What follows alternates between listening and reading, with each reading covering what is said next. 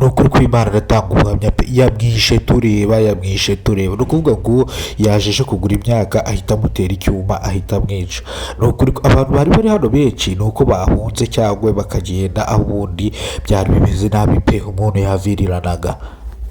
Tariki 5 z'ukwezi kwa karindwi umwaka 2025 aha ni ku isoko rya Kirambo niho duherereye, aho umusore yateye mugenzi we icyuma yarangiza akahita amukuramo umwuka. Ni mu gihe n'urubyiruko rwarimo runywa itabi cyangwa rwarimo runywa ibiyobyabwenge, ni mu gihe mugenzi wiwe yabacikaga cyangwa yavugamo akagenda akanga kunywa ibiyobyabwenge, nibwo bamusanga mwari no soko aje gushopinga utuntu two kurya, barangije bahita bamutera icyuma ahita yitabye Imana. Ni mu gihe tutamenye niba yitabye Imana cyangwa atitabye Imana, ni mu gihe sajyanwa kwa muganga igitaraganya. Ni mu gihe twaganiriye n'abaturage ba hano batangira kutubwira imbogamizi bahura nazo cyangwa ubusambo bakunda gukorerwa. Ahangaha turi ni mu karere ka Rusizi ahitwa ku isoko rya Kirambo. Hari ku isoko rya Kirambo, umuntu utazi ku isoko rya Kirambo ni hano ukiva Karongi, ukiva mu karere ka Karongi uhita wambuka ukahita ujya hano mu karere ka Rusizi ukahita ugera mu isoko rya Kirambo. Ni mu gihe mu isoko rya Kirambo abaturage bakomeje kuvuga nabo ko ari no soko babubakiye, gusa ubuzunguzayi bukareka gucikamo cyangwa abazunguzayi bakaba bagikorera hanze y'isoko. Basaba abayobozi guca kano kajagari gakorerwa inyuma y'isoko, cyangwa bakaba baca agasuzuguro ku bazunguzayi birirwa bazunguza imbere y'amabotike yabo cyangwa y'amashopu yabo. Ni mu gihe basabye inzego z'ibanze kubakorera ubuvugizi cyangwa bakabwira abanyerondo cyangwa abadaso bakaza bakajya babafatira bano bantu bazunguza ibyo kurya, imyenda ndetse n'ibindi bitandukanye. Ni mu gihe basabye Kidasamura Moving abakorera ubuvugizi ku murongo na gitifu cyangwa n'umukuru w'umudugudu, twavuganye nawe video call, ariko muraza kubisanga mu makuru ari bukurikireho. Ariko reka twigarukire kwa kino kibazo cy'abantu basore bamwe ibiyobyabwenge hano mu karere ka Rusizi.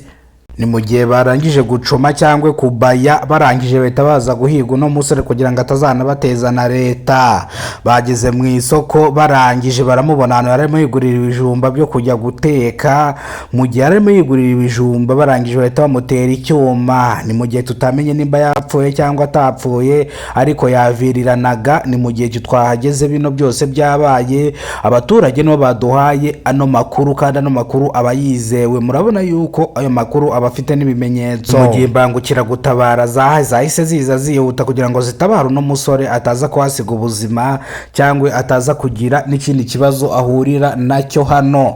Ni mu gihe yajyanwe ku bitaro. Amakuru meza umuturage yaje akatubwira wajyanye na ambulance yatubwiye yuko umusore nta kibazo yavuwe rwose, nta kibazo, ntago ari bupfe, arabasha guhumeka. Yenda no musore nabasha gukira araza kutubwira kwa bano basore, kubera ko bahise bacika kujyana n'isaha. Ntago tuzi ngo bacikiye he, ariko ubugenzacyaha RIB burimo burakurikirana inshingano zarwo ku murongo n'umuyobozi w'akagari, nawe twavuganye kuri telefoni, ama video call ndetse na call muri rusange.